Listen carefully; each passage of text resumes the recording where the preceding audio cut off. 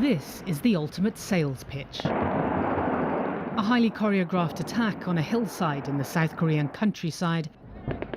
K2 tanks, K9 howitzers, Apaches and drones. A combined assault, all for show. For a near 2,000-strong audience, generals, government officials and potential buyers from more than 24 countries around the world. Fresh from South Korea's biggest ever weapons export to Poland, estimated to be worth some $15 billion, according to officials. As a secondary weapon.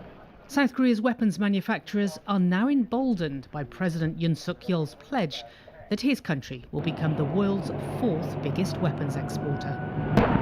Trying to achieve number 4 is not going to be an easy task, but it's something to go after. On the southeast coast of the country, in the city of Changwon, Hyundai Rotem is assembling and testing K2 tanks before shipping.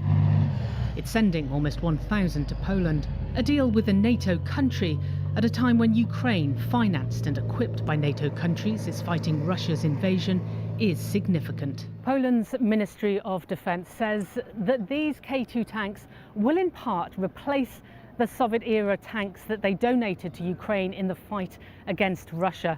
They also say they expect the first batch of 180 tanks to start to be delivered this year. The company believes its K2 tanks, cheaper than its rivals, are a good choice for price and performance. Our K2 is continuously being upgraded and produced. Countries that buy the tank have the advantage of continuing to operate and maintain the weapon at an affordable price.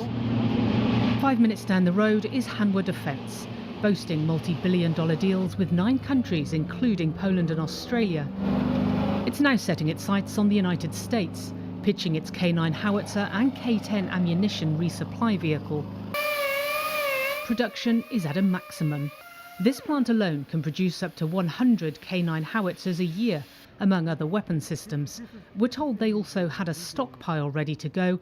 An ability to deliver systems quickly is key at this volatile time. Hanwha says their main strategy is not just to sell their technology, but to share it long-term with the customer. We want a long-term partnership in their country. It is our main strategic focus to enter their market.